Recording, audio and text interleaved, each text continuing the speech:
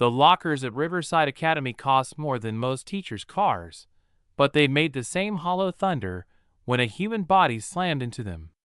Sophia Bennett would remember that sound forever. 6 weeks earlier, she'd driven her 10-year-old Honda through the pristine gates, past the football stadium that gleamed like a small city's crown jewel. She parked between a Tesla and a Mercedes G-Wagon, both with student parking permits. This was supposed to be her fresh start. After years of substitute teaching in rough schools, Riverside Academy had seemed like a dream. $40,000 a year in tuition meant these kids had futures already mapped out. They wouldn't need to fight for anything. She'd been wrong about that last part. "Miss Bennett," Principal Jackson had greeted her that first morning, his smile practiced and hollow. "Welcome to Riverside. I'm sure you'll find our students quite different from what you're used to." The way he said it made her straighten her spine. What he didn't know was that Sophia had turned down 3 other offers to come here. The daughter of a military JAG officer didn't need anyone's pity. Room 214 would be her domain. She arranged it carefully, adding a peace lily on the windowsill, photos of famous mathematicians, and a small framed quote from her father. "Integrity is doing the right thing when no one is watching." The students filed in that first Monday like they owned the place. Designer backpacks, limited edition sneakers, the casual arrogance of kids who'd never heard the word no and meant it. Then Mason Hayes walked in. 6'3", shoulders broad from years of private quarterback coaching, wearing his Letterman jacket in 90-degree weather because he could. His friends Brett Coleman and Zach Turner flanked him like bodyguards. "Looks like we got ourselves a newbie," he announced, dropping into a seat. "Hope you're not one of those teachers who actually expects us to work." "I expect everyone to reach their potential," Sophia replied, keeping her voice steady. "Whatever that might be. My potential involves the NFL, sweetheart. Math's just something I got to pass to keep playing." The sweetheart hung in the air like a challenge. "Then let's make sure you pass," she said, turning to write the day's lesson on the board. The first test came 3 weeks later. Sophia had noticed the patterns by then. Hal Mason never took notes, but somehow his homework was always perfect. Hal Brett's phone was always angled just right during exams. She documented everything in a careful journal. "Always have receipts," her father used to say. She designed the test specifically to catch cheating, slightly different versions for each row, questions that required showing work. When Mason turned in his paper with nothing but wrong answers, his confidence never wavered. She graded the test that night. The F she wrote was neat, precise, and in red ink. When she handed back papers Monday, Mason stared at the grade for a long moment. "This is a mistake," he said, his voice harder now. "No mistake. You can see me after class if you want to discuss it. I don't think you understand." He stood up. "Do you have any idea how much my family donates to this school? My dad's name is on the fucking stadium. Your father's generosity doesn't change your test answers," Sophia said quietly. "Sit down, please. He'll have you fired by Friday. 1 phone call. That's all it takes. Then I guess I better update my resume. Now sit down or leave my classroom." For a moment, she thought he might actually take a swing at her. Then Mason laughed, a sound with no humor in it. "You're going to regret this. Brett, Zach, let's go." That afternoon, Sophia wrote her first email to Principal Jackson, professionally documenting the incident. The automated read receipt came back immediately. No actual response followed. The harassment started small. Her car tires mysteriously low on air. Coffee spilled near her desk. Brett always seemed to have his phone out, angling for unflattering shots. Zach would stand just a little too close in hallways. She documented everything. Her emails to Jackson became weekly, then bi-weekly. Still no responses beyond read receipts. Then came the deepfakes. Ms. Garcia pulled her aside after a faculty meeting with tears in her eyes. The images were sophisticated, professionally done. Her face seamlessly mapped onto explicit photos. The email was anonymous, but the message was clear. Give Mason an A or these go to the school board and local news. That night, Sophia called Michelle Crawford, her college friend who'd become a sharp lawyer. Michelle listened to everything, examined the evidence, and smiled. "They're 18, she said, referring to Mason and Zach. "Adults get adult consequences. Deepfake pornography is a felony in Texas. Add an extortion, cyber harassment. They're playing with fire and don't even know it. Document everything, but don't respond to the blackmail," Michelle advised. "Let them think they're winning. Boys like this always escalate when they think they're untouchable." The next 2 weeks passed in strange twilight. Mason's swagger returned. Brett's filming became more obvious. Zach's intimidation grew bolder. Other teachers started avoiding her. Only Mrs. Garcia and Ashley Reeves, a brilliant student headed to Stanford, seemed to stay close, documenting everything with determination. "Mason tried something similar with my friend last year," Ashley admitted once. "She transferred schools. Her parents never knew the real reason." The deepfake threats increased. "Friday's the big game," Mason announced one Thursday. "Scouts coming. Shame you won't be here to see it." "I'm not going anywhere, Mason. Check your email tonight. New pics dropped. These ones are extra spicy." She didn't check. Instead, she went to her closet and pulled out a box she hadn't opened since moving to Texas. Inside lay her black belt and her NCAA Division I championship medal. She held them for a long moment, remembering the girl who'd won them, the hours of training, her father's proud face in the crowd. She competed not for glory, but for the precision of it. She'd put that girl away when she became a teacher, believing that kindness could reach anyone. But kindness without boundaries was just weakness. Friday came with a crisp October morning. Sophia arrived early, parking in her usual spot. She was grading papers when she heard footsteps in the hall. Her hand moved instinctively to her phone, starting the recording app. The door opened.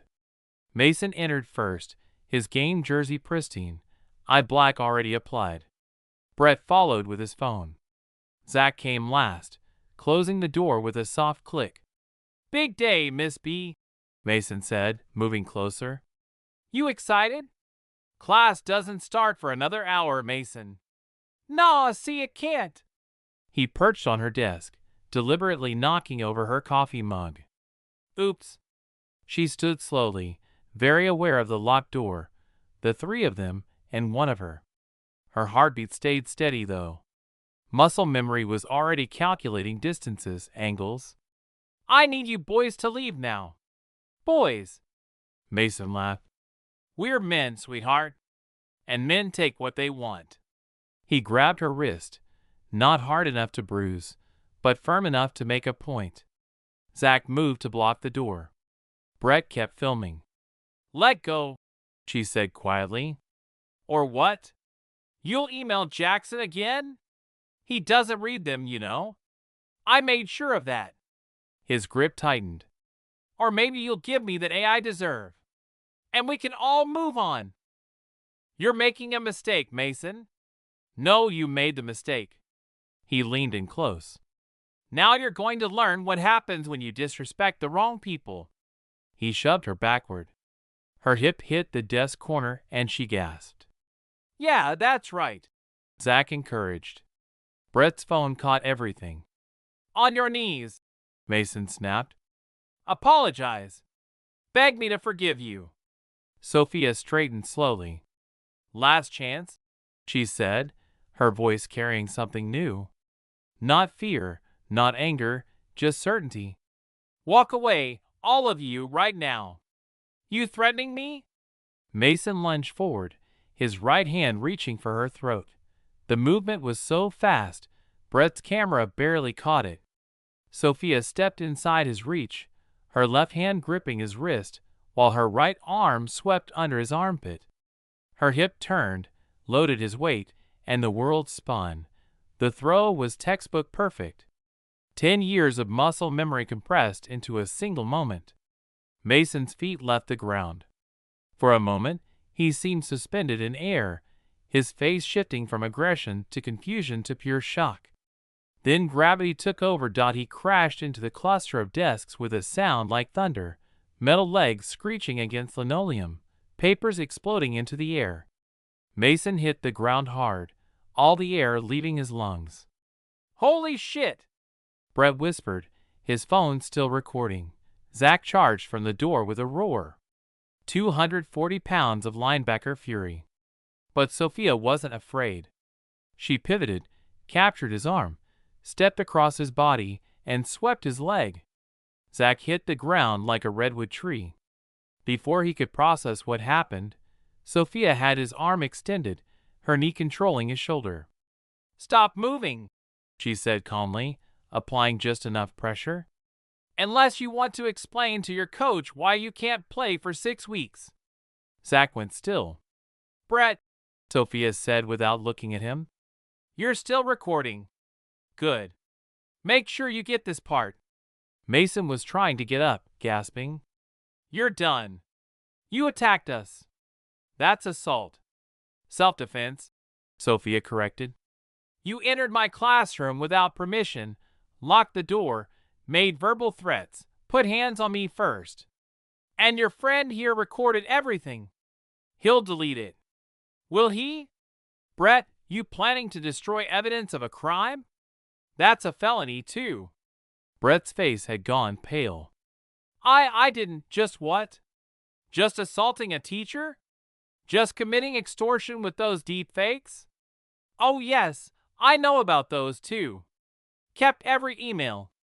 My lawyer says the FBI takes cyber crimes very seriously." The door handle rattled. "Everything okay in there?" Ashley Reeves's voice, carefully concerned. "We're fine, Ashley. Could you get Principal Jackson? Tell him it's urgent." "Already on it." Sophia released Zach's arm and stepped back. "Sit up slowly." Zach rolled over, cradling his arm. "Where'd you learn that?" "NCAA Division I judo champion, 3 years running. Black belt since I was 16. Trained on military bases around the world. My father thought his daughter should know how to protect herself." "You never said," Mason accused. "You never asked." "Too busy assuming I was weak because I'm small and speak softly." She straightened her blouse. "My father also taught me that real strength doesn't need to advertise." Principal Jackson arrived in a flutter of panic. His face went through several expressions as he took in the scene. "These 3 students locked me in and assaulted me," Sophia said crisply. "I defended myself. There are multiple recordings." "Now let's not be hasty," Jackson started. "I'm sure this is all a misunderstanding." "No misunderstanding," Ashley said from the doorway. "I recorded Mason making threats in the hallway. And I have screenshots of the deepfake emails they've been sending." Jackson's face went gray. "The ones you never responded to my reports about," Sophia added. "I have receipts for every email I sent you. Dated, time-stamped, all ignored." The next hour passed in controlled chaos. Campus security arrived, then the police. 2 officers who seemed less impressed by the Hayes name than expected. The female officer took Sophia's statement, her eyes hardening when she saw the deepfake evidence. "Clear self-defense," she murmured. "Kid laid hands first. She used minimum necessary force." "Minimum," Mason protested. "She threw me across the room." "And you're still talking, aren't you?" The officer's tone suggested he should be grateful. Richard Hayes arrived like a stormfront, all-expensive suit and barely contained fury. His lawyers immediately started making demands. "Your son is 18, the male officer said patiently. "Legal adult. He's under arrest for assault, extortion, and cyber harassment." Cyber terrorism, actually, the female officer corrected. These deepfakes cross into federal territory. FBI is going to want to chat with these boys. Michelle Crawford arrived then.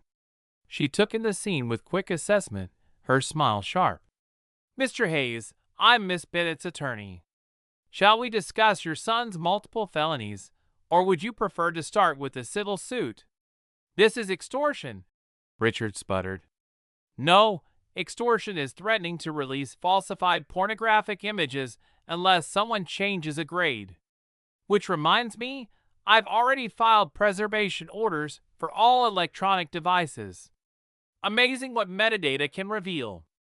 By noon, the story had exploded across social media. Star quarterback arrested for assaulting teacher made compelling headlines. Parents started calling. Board members who'd been unreachable suddenly had opinions. Sophia sat in Michelle's office that afternoon, finally allowing herself to feel the exhaustion. They'll try to settle, Michelle predicted. Throw money at it. I don't want their money. What do you want? Sophia thought about all the teachers who'd been harassed with nowhere to turn. About students who transferred rather than fight. About systems that protected wealth over justice. I want consequences, she said finally. Real ones. And I want to make sure this doesn't happen to anyone else. The negotiations took 3 weeks. They started at $500,000 in hush money. When that failed, they tried victim blaming. Michelle destroyed each argument with surgical precision. Your clients committed felonies, Michelle stated in their final meeting.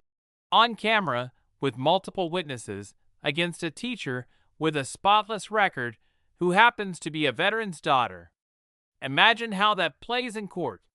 Richard's lead attorney whispered urgently in his ear.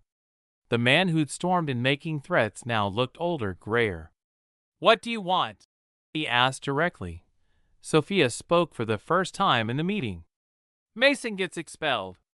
No negotiation. He gets real counseling. Anger management, minimum 1 year. Zach faces charges. Brett testifies truthfully in exchange for lesser charges. Principal Jackson resigns.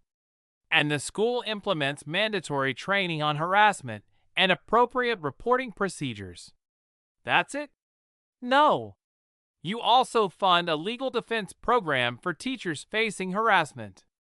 Anonymous reporting system, free legal consultation, real protection. Permanently. Call it the Bennett Fund if you want. And if we refuse? Michelle smiled. Then we go to trial. Very public trial. Federal charges for the cyber crimes, state charges for assault, civil suits that will drag on for years. Every dirty secret Brett recorded comes out. Plus, Sophia added quietly, I'll do the interview circuit. Morning shows love teacher triumph stories. 2 days later, the deal was signed. Mason's expulsion was announced. Zach was arrested. Brett became state's evidence. Principal Jackson resigned. The Bennett Fund launched within a month. Teachers across the district suddenly had somewhere to turn. Sophia returned to her classroom on a Tuesday. Her students filed in quietly, unsure how to act. I know you all have questions, she said once they were seated. And we'll have time to discuss what happened. But right now, we have a test on quadratic equations. A few nervous laughs. Then Ashley raised her hand. Miss Bennett, I just wanted to say thank you. For standing up. For showing us it's possible. I'm nobody's hero, Sophia said. I just refuse to be anybody's victim. There's a difference. Still, Ashley persisted. You changed things. Made them better. You know what? Let's postpone the test. Let's talk about what happened. About boundaries and respect and what real strength looks like. They talked for the full period. About power and its abuse, about the difference between confidence and cruelty, about how systems protect certain people until someone forces them to stop. The thing about bullies, Sophia said near the end, is they count on silence. They assume you'll be too scared to fight back. But the moment you stand up legally, properly, with evidence and support, they crumble. Because their power was always an illusion. But you know how to fight, one student pointed out. Like actually fight. We don't. Physical fighting was my last resort, only used when attacked. Everything else, the documentation, the legal preparation, the refusal to be intimidated, that's the real fight. And anyone can learn that. Ashley stayed until the rest had left. I'm applying to law school, she announced. After Stanford. I want to do what your lawyer did. You'll be excellent at it. Can I ask you something? Why didn't you ever mention the judo thing? My father used to say that advertising your strength is a form of weakness. The truly strong don't need to threaten or intimidate. They just need to be ready when the moment comes. Were you scared when they locked the door? Terrified, Sophia admitted. But fear and action aren't mutually exclusive. You can be scared and still do what needs to be done. That afternoon, Sophia got a call from a number she didn't recognize. A young, uncertain voice. Is this Miss Bennett? My name's Carmen. I go to Lincoln High, and there's this group of seniors who keep... The girl's voice broke. I saw what you did. Could you maybe tell me how to start? Sophia spent an hour walking Carmen through the basics. Document everything. Tell trusted adults. Know your rights. By the end of the week, she received dozens of similar calls. Michelle suggested formalizing it. We have the Hayes money. Might as well use it to maximum effect. The Know Your Rights workshop launched 6 months later. Sophia stood before a packed auditorium. I'm not here to teach you how to throw someone, she began. I'm here to teach you how to throw the book at them. How to build cases, not just complaints. She talked for an hour, covering everything from documentation to understanding relevant laws. The workshop spread to other districts. The Bennett Fund expanded, helping teachers nationwide. A year later, Sophia stood in the same classroom where it had all happened. Room 214 looked identical but felt completely different.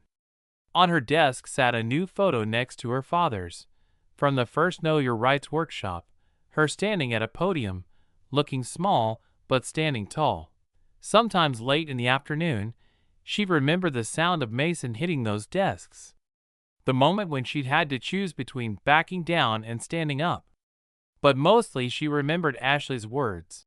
You changed things. Made them better. Her father called every Sunday, proud but unsurprised. You were always going to make a difference.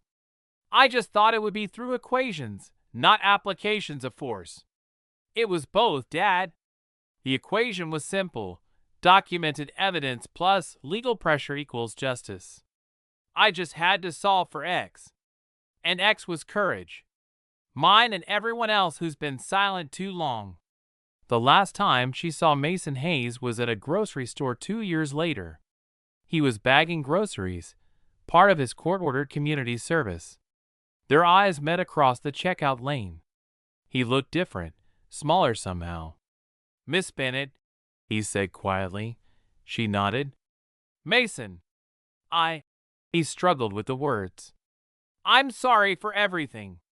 The therapy helped me understand things. The program you started, my therapist says it saved a lot of people from becoming like me.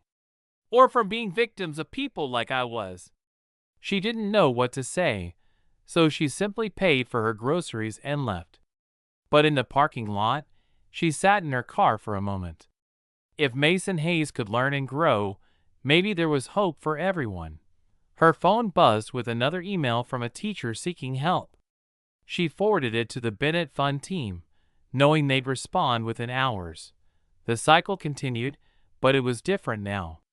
Victims had voices. Predators faced consequences.